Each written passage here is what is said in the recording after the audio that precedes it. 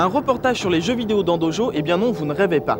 Les arts martiaux envahissent littéralement les jeux vidéo, si bien qu'ils constituent un genre à part entière, celui des jeux de baston. Mais que valent ces jeux sur le plan du réalisme et de la technique? Pour le savoir, nous avons demandé à deux experts de s'affronter virtuellement afin de recueillir leurs impressions. Bertrand Amoussou, expert de Jiu-Jitsu, Chofan Tohan, expert en Vodao, ont accepté pour Dojo de jouer le jeu.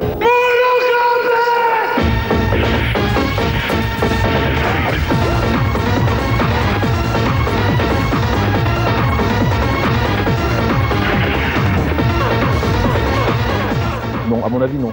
Je pense pas que ce soit une promotion pour les arts martiaux. Pour les pratiquants, ça fait découvrir quelque chose, une façon nouvelle de pratiquer par le biais du jeu. Donc de retrouver des techniques qu'on sait faire, c'est toujours agréable. Mais je pense pas que ce soit une promotion pour les arts martiaux. C'est plutôt une promotion pour l'industrie du jeu. Ah, les techniques sont très réalistes, ouais, en effet. J'ai eu du mal à m'adapter, j'ai fait pas mal de choses intéressantes, mais bien sûr avec les boutons sans savoir comment je les ai réalisés. Mais les techniques sont très réalistes. Ouais. Les techniques d'attaque sont super réalistes, super violentes, super bien données. Par contre, les techniques de blocage d'esquive manquent un peu de réalisme. D'ailleurs, je pense qu'on ne bloque pas assez, on esquive pas assez dans ce jeu. J'ai fait un étranglement, je ne sais pas du tout comment je l'ai réalisé. Je suis arrivé sur le partenaire, je l'ai pris au sol, je l'ai étranglé. Donc bien sûr, ça m'a plu parce que la plupart des coups sont des coups, la plupart des techniques sont des coups. Et là, c'était une technique au sol, donc un étranglement. Et donc pratiquant de judo, de jiu-jitsu, ça m'a vraiment beaucoup plu. J'ai du mal à le refaire, c'est un ciseau. Mais j'ai du mal à le retrouver. Il y a, au niveau des pieds-points, ouais, il y a pas mal de choses, de gestes très réalistes. Donc au niveau des projections, j'ai pas vu grand-chose. Peut-être parce que je maîtrise pas, sûrement parce que je maîtrise pas. Mais je crois que dans la démonstration, j'ai vu quelques projections, Ippon Seoinage notamment. Et ouais, en effet, il y a beaucoup de similitudes. Mais encore une fois, il faut maîtriser toutes les techniques. Je pense que tous les jeux vidéo peuvent apporter un certain réflexe.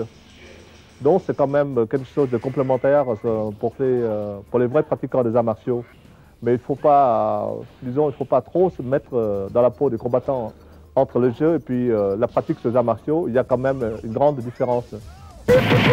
J'avoue que le graphisme est très beau et grâce à cette beauté-là, je retrouve pratiquement toutes les techniques des arts martiaux au point de vue attaque et au point de vue offensive. Au point de vue défense, un peu moins. Par contre, ce qui est intéressant, c'est qu'on voit, il y a beaucoup d'horizons de combat. Donc on voit des techniques dont on pourrait s'inspirer pour d'éventuelles techniques. Si on ne les connaît pas, là, il y a une grosse diversité de techniques. Donc dans ce sens-là, ça peut être complémentaire en piquant quelques techniques ci et là, des trucs un peu spectaculaires. Mais sinon, c'est pas complémentaire du tout, non. Par modestie, je répondrai que je suis aussi inefficace devant la PlayStation que sur un tatami. Je suis désolé. Je suis beaucoup plus efficace sur le jeu vidéo que sur le tatami. Au niveau de la palette des mouvements, je crois que la personne qui arrive à faire tout ce qui est fait sur un jeu, je crois que personne ne devrait le rencontrer. Énormément de plaisir. Ça me permet de me défouler, ça me permet de travailler certains réflexes, mais je ne pense pas que ce soit vraiment la réalité du combat. Ouais, c'est un jeu, donc j'aime bien jouer, je crois comme tout le monde. Donc c'est vrai qu'on s'évade un peu, et puis c'est une façon de se combattre sans se faire mal, c'est très ludique, donc c'est marrant. Ouais. Enfin, petit conseil de nos experts, n'abusez pas trop des jeux vidéo au risque de subir des troubles psychologiques.